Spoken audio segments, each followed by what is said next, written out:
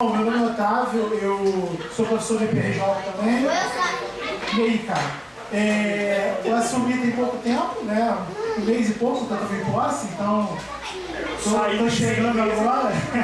Não, peraí, você começou Não. Na verdade, eu estudo sobre buracos negros desde a iniciação científica. Na verdade, comecei na época da faculdade, só que eu me interessei, na verdade, por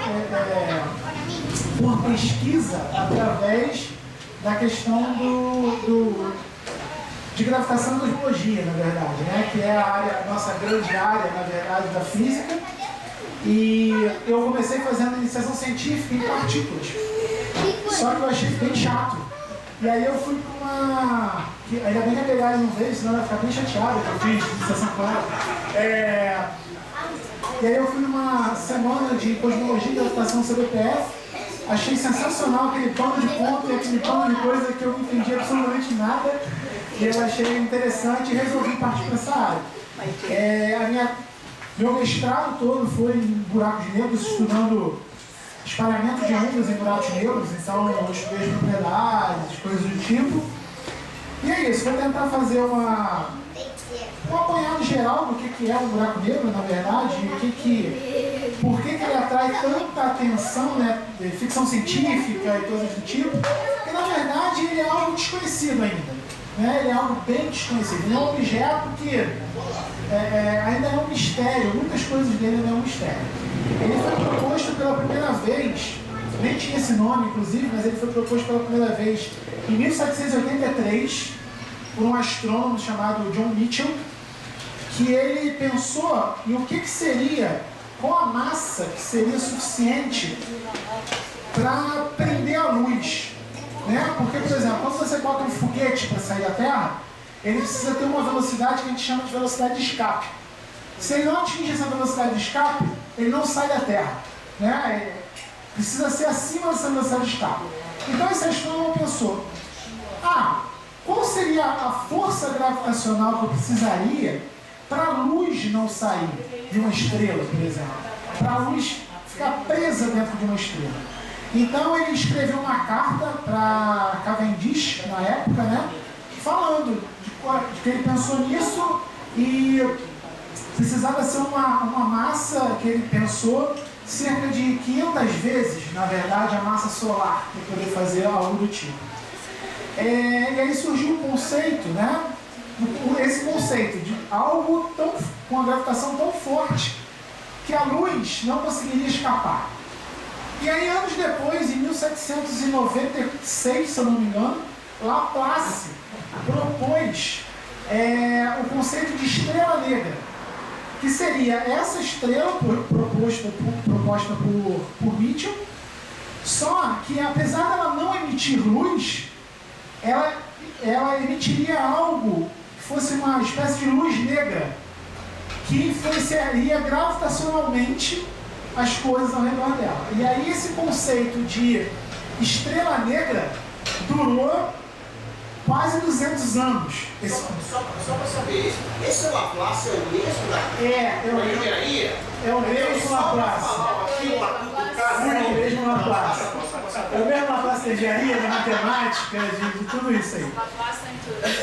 Pois é. A época que o pessoal fazia ciência em qualquer coisa, né?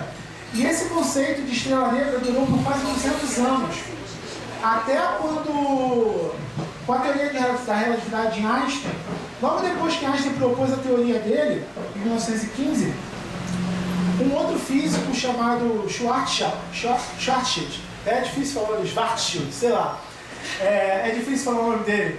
Tem gente que fala Schwarzschild, tem gente que fala Schwarzschild, então não sei. Depende da cerveja. Depende da cerveja. Inclusive, a minha palestra ser a segunda foi bom. Pô, além de você vascaíno, então segundo Vasco, né? Tem tudo a ver. A questão do nível alcoólico da galera subir. Então o nível alcoólico da galera subiu com plástico, vidro e tal, então a abstração já melhorou, né? Já alcança, entendeu? O casal aí já está devendo. Pois é, mas 3 cervejas. É verdade. Aí o que acontece? Então esse físico, o Schwartz, o que ele fez? Ele pegou as equações de Einstein e, através das equações, ele encontrou o que ele chamou uma equação para essa tal da estrela negra, né? Que era um objeto matemático que tinha uma singularidade. Né? O que é a singularidade? Na métrica que descreve, né, a estrela negra, ainda não cheguei lá no conceito de buraco negro ainda, esse tem um dividido por R. Então tem um ponto singular, ou seja, um ponto que um ponto de densidade de massa infinita, né? Que é um problema. É um problema isso aí, na verdade. Lembrando, matematicamente um sobre zero não existe. Exatamente. Então o que acontece? Só que ao redor dessa singularidade existia uma outra estrutura, que era uma outra estrutura singular, que foi chamada de horizonte de eventos. E aí começou a surgir o conceito de buraco negro. O nome buraco negro mesmo só foi proposto e aceito em 1960 e alguma coisinha. Então nessa época surgiram várias soluções. Não só do Schwartz, surgiram soluções de outras pessoas, né, envolvendo buracos negros contendo carga, contendo rotação e coisas do tipo. O advento do buraco negro mesmo, e esse assunto se tornou tão interessante para a ficção científica e tão popular a partir do Stephen Hawking. Ele foi um grande entusiasta dessa área de buracos negros e ele inclusive tem uma coisa que ele propôs que a gente chama que o buraco negro não tem cabelo. O que quer dizer um buraco negro não tem cabelo? Eu quero saber o que é específico, entendeu? Então, fora as piadas do meu tio churrasco, quando eu falava que eu estava no buraco negro, temos o Júlio aqui para fazer esse papel. Esse teorema do buraco negro não tem cabelo é o seguinte, que o Stephen Hawking falou o seguinte: o buraco negro só tem 3 características. Ou ele tem massa, carga e rotação. No caso do spin, né? Fora isso, nada influencia na estrutura do buraco negro. Por isso que o buraco negro não tem cabelo, que é tipo um homem careca. Né? O homem careca, quando você tem um cara que é careca, ele começa a se parecer com várias outras pessoas.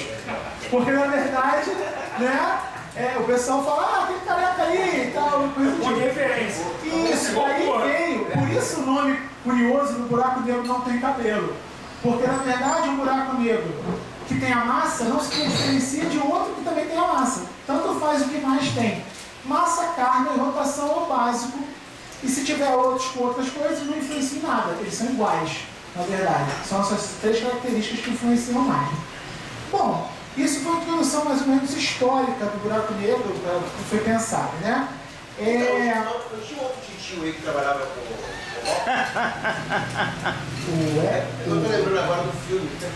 Interestelar, né? Não, como é que é o nome? Kip Thorne. Não. Eles. O cara que era mais antigo, na época do Rock, ele já pesquisador sério, ele tinha defendido. Que é um cara que estudou mais, ele era matemático, que estudou mais a singularidade. Wheeler? Não lembro também. Não lembro. Esse Thorne que você falou. Não era tão importante quanto o Stephen Hawking, então. Na matemática era. Não, mas o Stephen Hawking, cara, ele ficou muito famoso. Essa área ficou muito popular com o Stephen Hawking, justamente por ele pesquisar na área e por toda a dificuldade que ele tinha de viver, né? Então isso contribuiu muito para a popularização da área. Então a gente sempre lembra mais do Stephen Hawking mesmo, justamente pela trajetória de vida do cara. Ele realmente pensou em várias coisas do buraco negro. Mas a questão toda é o que é o buraco negro em si? Vamos chegar lá. Usando toda essa introdução histórica, o buraco negro basicamente é uma singularidade. Tá? O que é essa singularidade ainda é um mistério. E essa singularidade, ela sempre está coberta pelo que a gente chama de horizonte de eventos. O que é o horizonte de eventos? O horizonte de eventos é uma camada em torno da singularidade que faz com que tudo que entre não saia. Por isso a gente não sabe o que acontece dentro do horizonte de eventos. Porque a luz que entra não sai. E por que tem que ter o horizonte de eventos?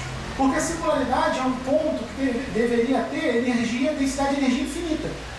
Se não houvesse um horizonte de eventos para cada singularidade que existe no espaço-tempo, a gente já teria detectado essa singularidade. Só que a gente não detecta. Ou seja, toda singularidade deve ser bloqueada por um horizonte de eventos. E esse horizonte de eventos tem vários tipos de horizonte de eventos. Lembrando, cara, Penrose. Oi? Penrose, ah sim. O dono do diagrama do Penrose. Porque ele não estava exatamente estudando o buraco negro, mas singularidade, né? A coisa dele era matemática. Sim. E o cara Não, um dos diagramas que é usado até hoje para descrever espaços-tempos de uma forma geral é o diagrama de Penrose, né? Então ele desenvolveu a técnica de diagramas, etc. Então esse horizonte de eventos é a questão. Aí voltando à questão do jogar o lixo no buraco negro, ao contrário do que todo mundo acha, o buraco negro não é um ralo.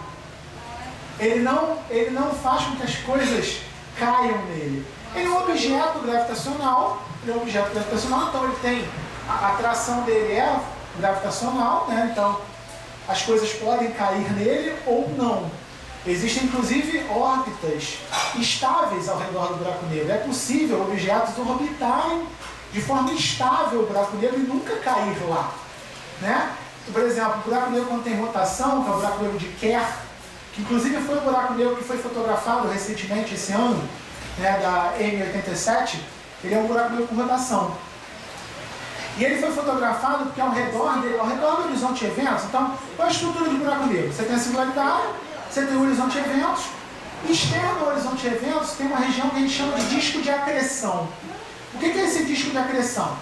São gases e outras coisas que orbitam o buraco negro. Então aquela foto da M87, a imagem da M87, né, que muita gente fala, não é foto, é imagem, não sei o quê, porque foi construída através de um algoritmo, mas no fundo é uma foto.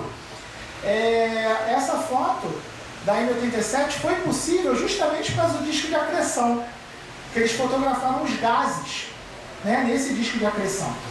Então essa região que fica em torno do buraco negro, é possível ter órbitas estáveis. Inclusive existem teorias de que se você consegue um planeta, por exemplo, em órbita estável de um buraco negro, é possível tirar energia do buraco negro para sustentar o planeta. Se você conseguir identificar um planeta ali que tem uma civilização, essa civilização pode ser aproveitada da energia do buraco negro. Mas no caso, o planeta ele não pode entrar nesse horizonte de eventos, né? Isso, tem que ter uma órbita estável. Existe uma órbita possível estável. Se ele não tiver essa órbita estável, inevitavelmente ele vai cair no horizonte de eventos. Você imagina alguém lá na órbita da Terra, isso, que bateu alguma coisa, se ele perdeu alguma energia, então ele tem horizonte. Exatamente, é a mesma coisa. Só que a partir do momento que entra, já era. Né? E aí isso desperta muito curiosidade das pessoas em geral. Porque o que acontece? Outra coisa que foi proposta também na época é que existiria um buraco branco. O que seria um buraco branco? O buraco branco, tudo que sai não entra. Né? Que seria o contrário, justamente pegando o diagrama de Kruskal, o diagrama de Kruskal foi um cara que trabalhou também nessas soluções, e ele desenvolveu um diagrama que mostrava duas regiões. Uma região que tudo entrava e nada saía, e uma região que tudo saía e nada entrava. Então essa região o pessoal filosofou do buraco branco. E a região entre o buraco negro e o buraco branco seria o chamado buraco de minhoca. O que é possível, o que seria possível você viajar entre grandes distâncias do espaço. Você entraria num ponto no buraco negro e sairia no outro ponto no buraco branco. Viajar do espaço, viajar só do espaço ou do espaço-tempo também? Viajar no espaço-tempo. Né? Quando eu falei espaço, queria dizer espaço-tempo. Só que a questão toda é que nenhum buraco branco foi identificado até hoje. Né? Não, teoria é essa. Aí vem outros problemas relacionados a isso. Por quê? O buraco negro de Schwarzschild, ele é um ponto. É uma singularidade que é um ponto. Então você não poderia passar por esse ponto. Ok? aí vem o processo de espaguetificação, né? Que o Stephen Hawking usou para explicar para a filha dele, na época, o que seria um buraco negro. Que quando você vai entrando na singularidade, como ele é um ponto, você vai espaguetificando. Então você não conseguiria atravessar. Mas se você tem um buraco negro de Kerr, por exemplo, a singularidade não é um ponto, é um anel. Então, teoricamente, você poderia passar pela singularidade, que foi no filme Interestelar, usou isso. No filme Interestelar, ele passa, ele cruza uma região do horizonte de eventos que não tem horizonte de eventos, que isso é permitido no buraco negro com rotação. No buraco negro com rotação tem um ponto que você não tem horizonte de eventos, que você poderia cruzar, né? E você poderia entrar no anel, que é a singularidade do anel. Isso foi usado de forma poética lá, né? Que fez ele entrar na quinta dimensão e etc. Essa parte do filme eu já não gostei. Não, essa parte do filme eu já não estava gostando, não. Não, isso aí foi liberdade poética. Porque na verdade a gente não sabe o que tem na singularidade. Como a gente não sabe o que tem na singularidade, o Christopher Nolan resolveu falar que era um portal para a quinta dimensão e a vida. Deixa eu perguntar um negócio sobre singularidade. Eu não entendo nada de buraco negro, mas... Não seja cínico, não seja cínico, não. Não, é sério. A gente está gravando, a gente conhece a sua voz e sabe que você é um tipo de buraco negro. Sou eu. É o seguinte, quando a gente vai estudar modelos para descrever o universo como um todo, não só coisas estelares como buraco negro, estrela, mas como o universo como um todo, sempre aparecem singularidades quando você vai para o instante inicial. Aparecem esses fatores 1 sobre R, como você falou, com R igual a zero a gente não consegue medir, tudo explode, então a gente diz que tem uma singularidade lá. Aí, quando você pega e faz uma brincadeira que é você tentar escrever uma descrição microscópica desta situação, quando você quantiza esse sistema, tá? A gente vê que essa singularidade desaparece. Você não tem mais nenhum número dividido por zero. Esse processo de quantificar elimina as singularidades. Você sabe se isso acontece quando você faz isso em estrelas, em buracos negros? Então, esse é um problema da quântica com a relatividade. Sim. Porque até hoje a relatividade e a quântica não se beijam, né? Porque exatamente. começou com a briga do Einstein com o Bohr na época, mas até hoje não existe uma teoria. Não existe uma teoria que descreva a relatividade usando a mecânica quântica. A mecânica quântica tem problemas com singularidades, porque ela tira a singularidade. Só que essa singularidade do buraco negro, não o horizonte de eventos, estou falando da singularidade mesmo. Né? A gente chama de singularidade física. Por que a gente chama de singularidade física? A gente tem um teste para fazer isso. A gente tem que calcular os escalares da relatividade geral. Quando a gente calcula, são acho que 14 ou 16 escalares, se não me engano, acho que são 14 escalares no total. Se um desses escalares diverge, você tem uma singularidade física. Então essa singularidade existe. A mecânica quântica pode tirar essa singularidade, mas ela está lá. É o problema do formalismo quântico para descrever um buraco negro em si. A gente consegue mostrar até que esses escalares, para modelos em cosmologia, eles não vão a zero. Nunca, quando você quantiza, quando você faz esse processo. Em modelos, como ele falou, a gente não consegue quantizar a teoria. Mas você falou que não sabia nada, de repente você... Não, eu tô falando em cosmologia. Eu tô falando, são coisas diferentes, são estruturas diferentes, né? Quando você olha pro todo. Não é tão interessante quanto o plástico. Mas a minha dúvida é se você sabe se esse processo também dá esse resultado quando você vai para essas estruturas. Então, eu sei que tem um problema justamente de escrever a realidade com mecânica quântica. Na verdade, a gente, no mestrado, eu fiz uma coisa que é chamado de processo semiclássico. O que é o processo semiclássico? Você acolchambra. Você pega a mecânica quântica, pega um pedacinho ali, pega um pedacinho aqui da relatividade, dá uma misturada e sai alguma coisa. Mas isso é um acolchambramento mesmo. Não é uma teoria quântica que descreve a relatividade. Claro. É por isso que existem as chamadas... Eu não queria entrar nesse assunto, porque eu não queria entrar no foco do meu trabalho, mas tudo bem. Porque é por isso que existem teorias alternativas de relatividade com o propósito de serem quantizadas, né? E o problema todo é que essas teorias elas têm que respeitar a realidade. Porque a realidade funciona. E a realidade é testada o tempo inteiro. O último teste da realidade geral foi as ondas gravitacionais, que foram detectadas em 2017. Né? Então, foi o último teste da realidade geral. Agora fotografando o buraco negro. O que acontece? A realidade geral está correta. E ele sorria? Não sei. Rapaz, não entra nessa parada do buraco negro sorrindo, piscando, não entra nisso. O que acontece? Então, o problema de você criar uma teoria que aceite a mecânica quântica é que ela tem que aceitar a relatividade também. E isso é um problema. Esse casamento Esse casamento é problemático, né? Até agora ainda não surgiu uma teoria que funcione para a realidade geral, que descreva tudo que a realidade geral descreve e seja quantizada, ou seja, pode ser descrita quanticamente. Não existe. Existem candidatos, eu até trabalho com alguns, mas tem seus problemas dependendo de onde você vai. Então, respondendo essa... Só lembrando, né? Essa união de tudo, na verdade, é um sonho muito antigo do Einstein, teoria unificadora. Não, na verdade, o Einstein não gostava de mecânica quântica e ponto. Não, ele dizia que isso sim, depois ele dizia que Deus não jogava dados e acabou. Se aconteceu, E ele e Bohr brigavam em todas as conferências, ele e Bohr brigavam.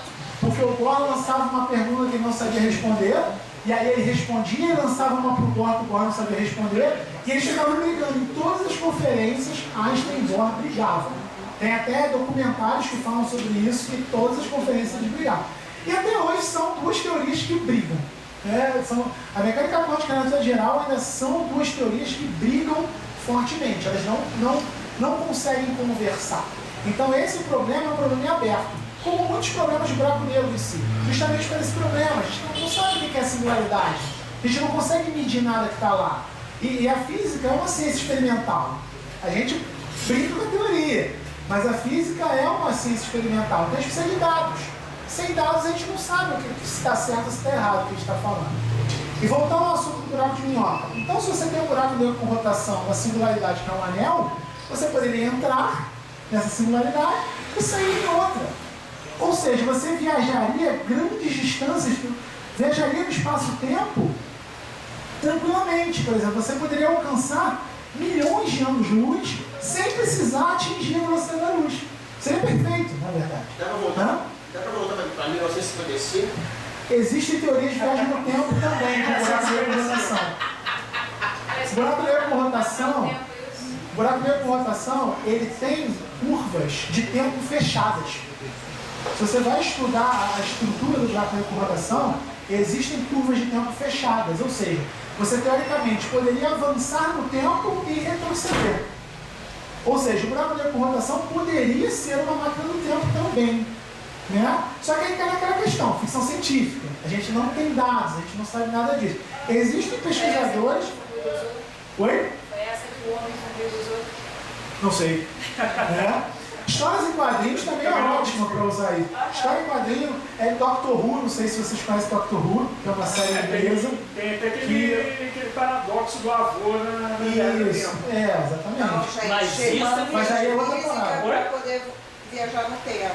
Pois é, não consegui. E ele nem sabia que ia precisar voltar nesse ano aí. Mas é sério, a gente está brincando, mas tem físicos que pesquisam viagem no tempo. É sério, não é zoeira. Assim. Pessoal, tem gente que esse pesquisa paradoxo que isso. você falou do gêmeo, você tem experimentos feitos com um relógio de Césio, né? Que mostra que você tem variação de medição de tempo. Não, mas o paradoxo do avô, aquele que você volta no tempo. Aí... Não é do gêmeo que você está falando? Não, tá falando aquele que você é avô de você mesmo. Mata seu avô, aí você casa com a sua avó e você vira avô de você mesmo. É o paradoxo do Exterminador do Futuro. O John Connor mandou um soldado para proteger ele e o cara é pai dele, porque ele mandou o soldado para proteger ele, se apaixonou pela mãe dele e teve ele. Entendeu? Então, cara, viagem no tempo é um bagulho muito louco, cara. Muito louco. Mais que o buraco negro. Mais de plástico. Bem mais. E aqui é um buraco negro de plástico. Buraco negro de plástico. Cara, mas essa parada de buraco negro existe essa palavra de buraco negro análogo. Tem gente que faz buraco negro acústico, com onda sonora. Eles pegam água, né, criam um vórtice na água e com onda sonora eles fazem como se fosse um buraco negro em laboratório, um buraco negro acústico. Inclusive na UERJ, do lado do Maracanã, o professor Santiago, ele trabalha com buracos negros acústicos. Então esses modelos análogos, zoou do buraco negro de plástico, mas existem modelos análogos para você tentar descrever buraco negro sem precisar viajar dos buracos negros. Porque na verdade buracos negros existem de duas formas, né? Uma forma é na morte de estrelas. Se estrelas com mais do que 9 massas solares, se não me engano, na hora que a estrela morre, ela colapsa no buraco negro. Ela obrigatoriamente vira um buraco negro. Né? Porque, na verdade, ela colapsa sobre a própria gravitação dela. A força gravitacional dela é tão grande que ela se puxa. E aí cria um buraco negro. Ela cai, ela explode dentro de si mesma. Esse processo de explode. leva... Não, leva milhões, leva bastante tempo. Só que, porque o que acontece? Existe uma coisa que a gente chama de raio de Schwarzschild. O que é o raio de Schwarzschild? O raio de Schwarzschild é uma região que a partir do momento que você cruza essa região, você vira um buraco negro. Então, por exemplo, é como se toda a massa do nosso corpo, o corpo de vocês, a minha um pouco maior, se toda a massa de vocês fosse concentrada no umbigo de vocês. Se a gente conseguir encolher até a região do nosso umbigo, a gente viraria um buraco negro. Né? Então, por exemplo, é como se pegasse a Terra e comprimisse a massa da Terra com o diâmetro da ponte Rio-Niterói, por exemplo. Aí viraria um buraco negro. Isso a gente fala. Você me fez lembrar um vídeo que eu vi semana no Facebook, não sei se é verdade, está na prática, de um fenômeno que, se eu não me engano, ele chamava magnético. Não sei se é um desdobramento, mas era algo que concentra tal massa e o poder de dissolver, inclusive, planetas. Eu não me lembro se o nome é esse. Eu até procurei aqui para ver se tem, não localizei com esse nome, mas foi um vídeo. Eu vou tentar ver se eu acho ele. Eu achei uma coisa. Mas ele teria relação com o buraco negro. Buraco negro, cara, é um assunto tão estranho assim para a física, para o mundo, que muita gente fala besteira. Por exemplo, uma vez um amigo meu falou: caraca, Otávio, tem que te contar um negócio. Ele é enfermeiro. Ele é enfermeiro. Aí ele falou: cara, eu tenho que te contar um negócio. Diz o nome não, porque o vídeo vai pra internet. Eu falo. Já perde o amigo. Aí ele: cara, eu vi na Discovery várias formas do mundo acabar. Aí eu falo: tem uma que eu quero te perguntar. Seria o mundo, o planeta sendo esmagado por 2 buracos negros. Eu falei: cara, tá bom, né? Aí eu falei: cara, expliquei pra ele: cara, não é bem assim, né? Como eu estava falando, existem 2 formas de criação. Existe uma forma de criação de buraco negro, que é com a estrela morrendo. E existem buracos negros que a gente chama de buracos negros primordiais, que são buracos negros que sempre existiram. O pessoal não sabe por que eles sempre existiram. Inclusive, no centro da nossa galáxia tem um buraco negro primordial, que acredita-se que tem um buraco negro primordial, e inclusive o grupo que tirou foto da M87 está tentando criar uma imagem desse buraco negro no centro da galáxia. Só que é mais complicado, porque está mais perto. Então, quanto mais perto, mais difícil você criar a imagem. Ele seria responsável por manter a galáxia? Manter a galáxia. No caso, toda a galáxia tem um buraco negro. Orbitaria o buraco negro primordial que fica no centro da galáxia, entendeu? Como que é feita aquela detecção das ondas de rádio do buraco negro? Aquela fonte de rádio desconhecida? Isso. Na verdade, a fonte de rádio, a onda de rádio permitiu tirar aquela fotografia, né? Fazer aquela imagem. Se não fosse as ondas de rádio, que viajam distâncias imensas, você não conseguiria tirar essa fotografia. Oi? Você falando sobre formação do buraco negro, eu falo que a massa do ser humano, por exemplo, se fosse concentrada no umbigo, seria um buraco negro. Isso. A gente não, pensando nessa lógica, a gente não conseguiria uma forma de artificialmente criar um buraco negro em miniatura? Poderia. O pessoal do LHC era um projeto de ser feito na LHC. A LHC é aquele acelerador de partículas que fica lá na Suíça, ali na Europa. Para acabar com o mundo, assim. Não, o que acontece? Isso é outro processo que o Stephen Hawking propôs. O Stephen Hawking propôs que o buraco negro ele emitiria uma radiação chamada radiação Hawking. A única coisa que escaparia, né? E o que é a radiação Hawking? A radiação Hawking são fótons que o buraco negro emitiria, e por emitir radiação, ele perderia massa. Por conservação de energia, se ele está emitindo radiação, ele está perdendo massa. Isso a gente chama de evaporação de buraco negro. Então ele emite radiação e vai evaporando. Além de ter cabelo, ele evapora. Olha aí.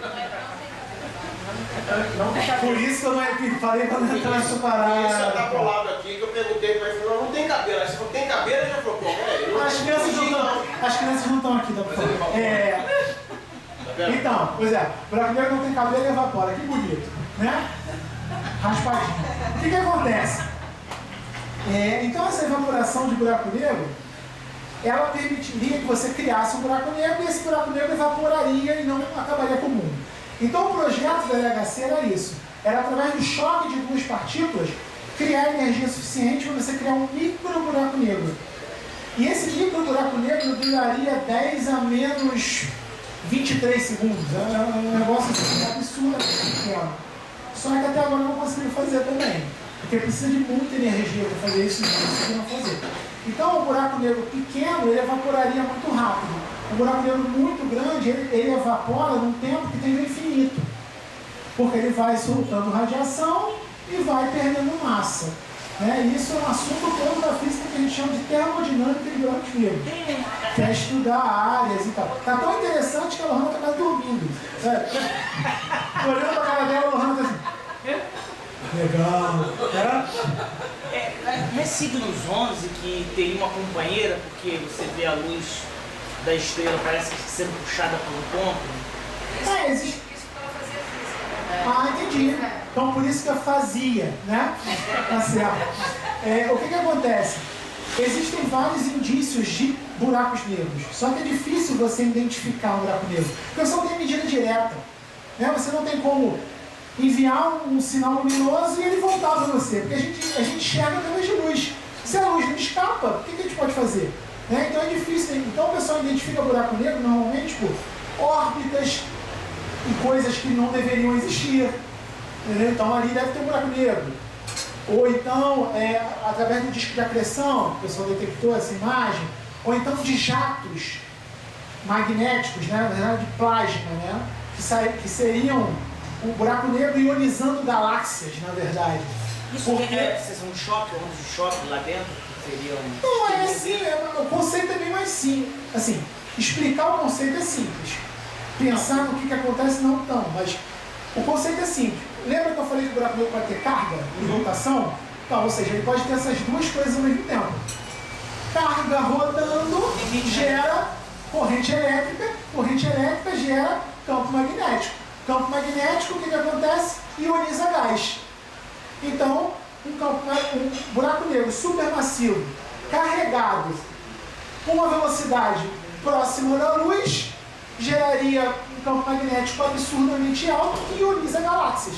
Então essa M87, antes deles pegarem a imagem, tinha uma outra imagem de satélite que mostrava dois jatos de gás saindo de um ponto, que é justamente essa questão dos jatos de gás, de plasma, devido ao campo magnético. Por isso que despertou o interesse de pegar a imagem da M87. Agora existem vários candidatos a buracos negros que o pessoal não tem como detectar. Na verdade, na natureza, o mais comum, acredita-se que o mais comum seja ter buracos negros com rotação. São os mais comuns. O buraco negro de Schwarzschild, que é estático, o pessoal espera... Toy model, né? Oi? Seria mais um toy model. É mais um toy model, é mais um modelo que o pessoal acha que talvez nem existe na natureza, O mais comum é ter buraco negro com rotação mesmo. Então essa pergunta da evaporação é bem interessante. Na época que o LHC falou sobre isso, eu tive que acalmar muitos amigos meus. Porque eu tive que acalmar amigos e parentes, Porque chegava assim, Otávio, eu falo, o mundo vai acabar. Eu falo, por que o mundo vai acabar? Não, porque vão criar um buraco negro e vai sugar o mundo inteiro. Aí eu falei, então você reza para Stephen Hawking que ele esteja certo e que existe evaporação. Se existir evaporação... Tem São Roque. Tem São Roque. Se existir... Na época ele não tinha morrido ainda. Né? A gente achava que ele ia, mas não tinha. Então não foi. Talvez o espírito dele. Então eu falava, cara, se Stephen Hawking estiver certo e existir a radiação Hawking, o mundo não vai acabar. Se a radiação Hawking não existir, né? Basicamente é isso. Porque a radiação Hawking hoje não foi detectada também. Inclusive, isso é uma coisa que eles falam, que o buraco negro perde informação quântica. Porque se você consegue detectar essa radiação Hawking, você consegue interpretar o que está acontecendo no horizonte de eventos e o que está acontecendo na singularidade. Como você não detecta a radiação Hawking, não tem o que fazer. Sim. Pois é. Então o que acontece? Tem muita coisa, tem gente, inclusive tem físicos que acreditam que a radiação Hawking não existe. E que isso é balela do Stephen Hawking, entendeu? Matematicamente, descrever radiação Hawking também é difícil, não é fácil matematicamente você descrever radiação Hawking, é muito complicado. Eu cheguei a interagir com um grupo que estava tentando fazer isso, mas eu acho que não conseguiu, porque não saiu artigo nenhum desde 2015, então eu acredito que eles não tenham conseguido ainda. É muito complicado fazer. Tudo que envolve o buraco negro é muito difícil de fazer, porque você não tem dado experimental. Então você começa o que eu chamo de viajar na maionese. Que é tipo assim, se acontecer isso, se acontecer aquilo. Aí você tem que ir para a matemática, resolver equações, muitas vezes dificílimas de se resolver. Muitas vezes você não consegue resolver, você não chega a conclusão nenhuma. Né? E aí você tem que ir simplificando. Quando você vai simplificando, você perde muita informação. Entendeu? Então, é complicado trabalhar, é bem complicado trabalhar com isso. Isso.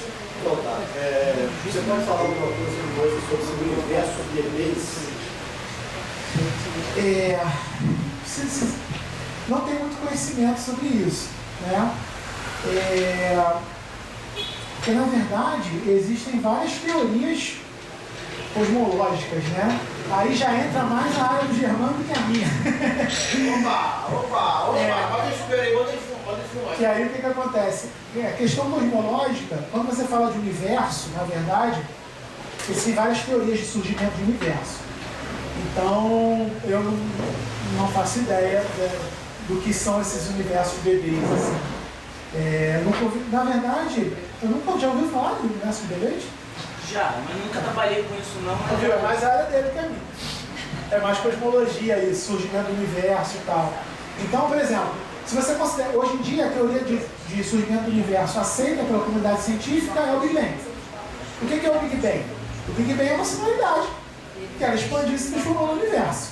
Então, se você consegue entender o que é uma singularidade, você vai conseguir entender se o Big Bang realmente existiu ou não. É a teoria mais aceita hoje em dia.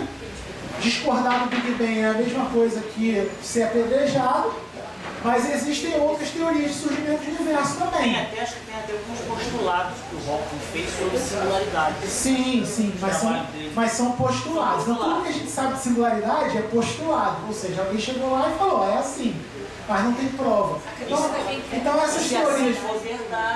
essas teorias todas cosmológicas de surgimento do universo bebê, são teorias cosmológicas, entendeu? A partir do momento que a gente entender o que é a singularidade, entender tudo da teoria que descreve o universo, no caso a realidade geral, a gente vai conseguir trabalhar melhor com essas outras teorias. São só teorias, na verdade. Existem problemas da realidade geral. As singularidades são problemas da realidade geral. Então existem teorias alternativas para tentar tirar esses problemas. O difícil de trabalhar com teorias alternativas é que você, às vezes, resolve esses problemas, mas você cria outros que estão resolvidos. Então, por exemplo, a teoria que eu trabalhei durante o meu doutorado, que é a teoria de Morava-Lifshitz, que é uma outra teoria candidata a ser uma substituta da relatividade, ela resolve muitos problemas, por exemplo, do surgimento do universo. Mas ela cria problemas do sistema solar. Ela descreve o sistema solar de uma forma totalmente diferente do que a gente sabe que acontece.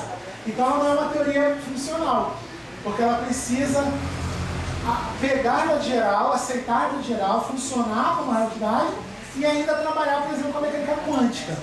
Até agora ainda não conseguiram trabalhar com ela com mecânica quântica, ou seja, ela foi criada, o propósito dela ser criada ainda não conseguiram fazer, e ela ainda não respeita a relatividade geral, ou seja, é uma teoria que começa a cair em desuso, como a teoria das cordas, por exemplo. A teoria das cordas é outra. A teoria das cordas, quando surgiu, o pessoal falou, caraca, a teoria de cordas vai resolver tudo. Já está caindo em desuso também, porque a teoria de cordas tem vários problemas. Inclusive, com resultados do LHC, provaram que vários pontos da teoria de cordas estão errados. Então, quando a gente trabalha com essa área teórica, principalmente na minha área do germano, que é gravitação e cosmologia, a gente tem que abstrair tanto que muitas vezes a gente está fazendo física que só vai ser detectada daqui a 100 anos, que foi o caso das ondas gravitacionais. Einstein propôs as ondas gravitacionais em 1917. Só foi detectada em 2017. Então é complicado. Às vezes a gente trabalha com coisas que não vão ser detectadas tão cedo. Então a gente pode estar só falando abobrinha. A verdade é essa. Entendeu? A gente usa a matemática para dar apoio pra gente. Quem dá apoio pra gente é a matemática. A equação está dizendo que eu estou certo. Resultado, o Higgs foi um cara sortudo, né? Sim. Que ele viu. A matemática está dizendo que a gente está certo. Agora, se a gente usou o início, as condições iniciais corretas para a matemática, está certo, é outra história, completamente diferente. A gente precisa de experimentos. Fica muito pouco palpável, né? Muito pouco palpável. Eu, inclusive, tinha um amigo que fazia iniciação científica, eu fui para essa área de gravitação e cosmologia, ele era de teoria de campos, e saiu de teoria de campos e foi para matéria condensada. Eu acho que o Júlio até conhece, o Vinícius Cabeludo, o Vinícius Gomes. Então, ele na época ele fazia teoria de campos na UERJ, ele fez iniciação de teoria de campos na UERJ, e ele falou, cara, não sei, quero uma área que eu quero ver o que está acontecendo e eu quero estudar aquilo ali. Porque essa parada de só ficar viajando, de só fazendo conta, não é comigo. Eu falei, cara, eu acho divertido. Eu pesquiso porque eu acho divertido. Quando alguém me pergunta, é sério, quando alguém me pergunta assim, cara, por que tu pesquisa essa parada? Eu falo, eu acho maneiro. Eu acho divertido. Entendeu? Eu faço ciência porque eu acho divertido. É o seu parque de diversões. É meu parque de diversões. Pego uma equação, eu fico brincando com a equação ali e tal, gasto horas, eu acho legal. Mas a gente que trabalha com isso, a gente não tem nenhuma intenção de aplicar. A gente trabalha com coisas que não vão ser detectadas tão cedo. A gente não se preocupa com aplicar. Eu vejo isso como... Sim, eu vejo isso como uma corrida. Sim, é muito difícil fazer divulgação científica dessa área. Por isso que o Stephen Hawking era ótimo. Se você ler o livro do Stephen Hawking, principalmente aquele que ele escrevia para criança, né? A didática dele explicando é um negócio fenomenal. Porque é muito difícil falar disso. E é muito difícil falar disso sem você atropelar algum conceito importante. Então, por exemplo, aqui eu falando disso, provavelmente eu atropelei um conceito importante para melhorar o entendimento, porque é difícil. Eu anotei tudo aqui, tá? Não, tudo bem. Tá no YouTube. Você falou de não aplicar, mas eu fico pensando assim, a gente trabalha como se fosse uma corrida de bastão.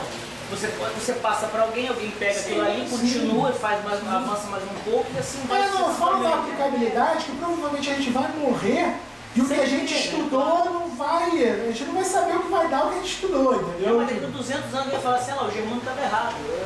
Não é assim. Se existir um plano espiritual, de repente, né? Não precisa ser o santo. Não precisa ser o santo. Mas é que eu falo que o pessoal da física aplicada, ele está direto ali. O cara, por exemplo, física médica. O cara que pesquisa física médica, ele está criando algo que vai ser aplicado daqui a pouco. Então ele vai ver o que ele desenvolveu sendo aplicado ali. Então, para mim isso é tão confuso. Quando o Germano fala assim, esse modelo ficou muito bom, ele fala assim, bom por quê? Bom para Porque a matemática está boa. Provar. Porque a matemática está boa. A matemática faz sentido. Então o modelo é bom se você consegue resolver as equações, se dão resultados que fazem sentido com as observações que a gente tem no universo. Entendeu? Se é assim, o modelo está bom. Mas você vê uma coisa, se alguém pedisse para Einstein em 1915 para fazer um GPS, provavelmente ele mandaria o cara merda. Sim. Né? Eu não sei como fazer um GPS. Mas o GPS só funciona graças à teoria dele. Então, assim, as aplicações vêm, né? Elas surgem com o tempo. Quem faz física a nossa básica, motivação, a motivação do físico teórico é muito diferente do físico aplicado e do físico experimental. Sim. A nossa motivação é diferente. O que a questão que às vezes eu sinto, muitas vezes em reunião de amigos, em reunião de familiares, que são pessoas leigas, né, completamente leigas, é que eu não consigo fazer com que os caras entendam o que eu faço. Então aí surge aquele conceito do vagabundo, né? Certo? Surge o conceito do vagabundo, porque eu não consigo. Tá ok? Eu não consigo explicar o que eu faço. Inclusive, eu tenho um exemplo que eu uso, surgindo da área rapidamente. Eu tenho um exemplo que eu uso. A minha prima é bióloga e ela fazia doutorado. O doutorado dela era em aves raras. Ela estudava aves raras. Aí uma vez na reunião do meu tio, minha tia, lá no almoço, meu tio vira pra mim e fala: a sua prima estuda aves raras. Aí eu, pô, legal, tio. Maneiro que ela estuda aves raras. Aí ele: o que você estuda? Aí eu estudo teorias alternativas de gravitação quântica. Aí ele: legal. Certo? Então é isso que eu falo, não entendeu nada, entendeu? Então, ou seja... Meu sogro diz que ele conta estrela e eu não tenho coragem Meu de pai desapontar. confunde o que eu faço com não astronomia. Ele fala assim, claro. estão te pagando pra contar estrela? Não. Não, aí a gente... Não, que me fala. Que fosse astrologia. Astrologia, dependendo de quanto me pagarem, até faço o mal agora. A gente tem um aplicativo, cara. Liga pra isso não. Dá pra calcular a influência das estrelas na Terra, né? E medir o quanto o horóscopo influencia na nossa vida. Gravitacionalmente, é 10 a menos 20 alguma coisa. Alguém já fez essa coisa. Agora eu pensei numa coisa, um exemplo bom para ele, que ela pergunta assim: como é que você sabe que o seu modelo, Germano, está bem? Por isso, imagina que ele faça um modelo em que de repente a Terra fosse um buraco negro. É a astrologia. A onda gravitacional é isso, cara. A onda gravitacional ela foi medida pela colisão de dois buracos negros. Porque os buracos negros são objetos tão massivos, que têm uma força gravitacional tão grande, que quando teve o choque de dois buracos negros, conseguiram detectar a onda gravitacional, que é algo muito pequeno. Se você pensa que para detectar a onda gravitacional precisou da colisão de dois buracos negros, sério que uma constelação influencia na sua vida? É isso que a gente pensa também. Então, quando você compra, é complicado, cara. É complicado. Quando você fala assim, como é que eu sei se um modelo é bom? Por exemplo, no que eu faço, né? Basicamente você faz assim, se a gente acredita, o pessoal da minha área, né, a gente acredita que singularidades são um efeito puramente matemático, de uma teoria que não descreve o todo. Né? Por exemplo, mecânica newtoniana não consegue descrever, por exemplo, o átomo de hidrogênio. O átomo de hidrogênio, o que é? Um próton e um elétron. Né? Bom, cargas opostas se atraem, essa merda deveria um bater no outro e não existe nada no universo. Mas é estável. O átomo de hidrogênio é estável. Então, tem alguma coisa a mais. Quando você vai para a mecânica quântica, você encontra forças que explicam isso. Então, a gente acredita que um pensamento é que a relatividade ela tem um intervalo de validade. Quando você vai para um mundo muito pequeno, ela não foi preparada, ela não tem precisão suficiente para medir coisas como temperatura, volume, densidade de matéria naquela região. Então, você começa a devagar, você começa a construir modelos que deveriam ser, não possuir singularidades. Aí você começa a ajustar as equações para ficar numa cara de uma equação que você conhece da mecânica quântica e você sabe como interpretar, mas isso, como ele falou, são hipóteses, são sugestões. Isso é interessante. E tem um monte de si na Isso é história. interessante para o desenvolvimento de teorias. Sim. Por exemplo, eu falei, em 1784, 83, que o astrônomo sugeriu existir buracos negros, era a mecânica newtoniana. Então o cara pegou a mecânica newtoniana e através da mecânica newtoniana ele pensou, pô, e se a luz não escapasse? Né? E ele conseguiu propor um buraco negro em 1783, com a mecânica newtoniana. Acho que o próprio Einstein teve problemas em... O Einstein não aceitava a existência de buraco negro. O Einstein não aceitava. O Einstein achava que era um problema da relação geral. A existência de buraco negro era um problema da relação geral. O Einstein não aceitava a existência de buraco negro. Ele, inclusive, ficou surpreso com as primeiras soluções que o Schwarzschild. Isso. E o próprio Stephen Hawking, ele escreveu num dos livros dele ele escreveu que os buracos negros eram objetos mais estranhos que a física possuía. E, na verdade, é muito difícil trabalhar. É muito difícil trabalhar com isso. E é muito difícil você imaginar. Imagine o que é uma região que tudo que entra não sai. O que tem lá dentro? Não sei. E tem buracos negros, por exemplo, o buraco negro de Kerr, o buraco negro carregado, que é o de Hesse-Nostra, que parece palavrão, Hesse-Nostra. O buraco negro de Kerr ou o buraco negro carregado, eles têm dois horizontes de eventos. Eles têm o mais interno e o mais externo. O que diabos é esse mais interno e mais externo? Nesse buraco negro carregado tem um livro de inverno, em que ele tem é uma brincadeira. Ele coloca uma subestação de energia captando cargas. É o de Kerr-Newman. De Kerr-Newman, isso. É o carregado com rotação. Com rotação, é como se você emitisse uma carga elétrica, né, para dentro É a do questão buraco. que eu falei de ter energia, você puxar a energia do buraco negro, usar a energia do buraco negro. No espaço. Exatamente, uma usina de energia no espaço. É essa brincadeira. É possível, né? É possível. É possível. Agora, conseguir fazer isso é outra história, né? Achando uma órbita estável, né? Pensando que o buraco negro está a alguns 1000 anos-luz, né? O buraco negro mais próximo, que é o do centro da galáxia, está a 20 mil anos-luz. Então, chegar lá, né? Esse que foi fotografado está a 55 milhões de anos-luz. Só se achar um buraco negro minhoca. Mas assim mesmo seria difícil, né? Se você conseguisse achar um buraco de minhoca, a não ser que você conseguisse criar um buraco negro no laboratório. Aí já liga a pergunta do Renato. Vai acabar com o mundo. Porque se você consegue criar um buraco negro no laboratório, você poderia entrar e sair do buraco negro. Você geraria um buraco negro Mas de tem umas minhoca. condições de energia. E é assim que a gente trabalha. Eu acho que você. Filosofando. O que a gente pode fazer? Pode criar aqui? Não pode. Beleza, a ideia é legal. E a equação disso? Beleza, vamos lá, vamos trabalhar. Ih, deu errado. Eu lembro quando da Nayara, que também é física teórica, né? Ela virou e falou assim, Ana, eu queria fazer alguma coisa experimental, né? Eu falei, bom, vamos trabalhar com grafeno? Eu falei, vamos. Aí eu falei assim, onde compra? Comprar grafeno? Se você quer experimentar, a primeira coisa que tem que fazer é comprar o grafeno. De grafeno, não. Não vende grafeno. Grafeno, tá ok? Mas se quer trabalhar experimental, você tem que ter uma matéria-prima. Nióbio, não pode. Aí, Tá ok? Ok? Grafeno é bom. mas a gente comprou grafeno depois. Conseguiram comprar? Vamos apanhar muito ainda com isso. Tá o mais próximo possível do Tá grafeno certo. para tentar fazer. A gente que é de teórica, cara, a gente às vezes a gente quer se aventurar em experimental às vezes, né? A gente tenta. Mas o custo, até para você também embolar experimento e fazer, o custo dessas coisas são Sim, muito sim. altos. Né? É muito difícil. Tem Esse experimento que você falou das ondas gravitacionais aí, qual era o quilômetro?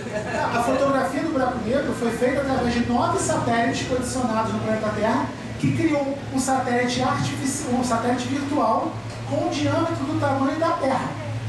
Eles pegaram 9 satélites ao redor do globo e criaram um satélite virtual para poder ter uma lente com o diâmetro da Terra para poder captar essas imagens. Não, mas eu digo, É um negócio bizarro aquele de você aparato, imaginar. aquele aparato que eles fazem, o túnel, né, para fazer a medição das ondas, aquilo tem alguns quilômetros também. Sim. Você montar isso, Bilhões.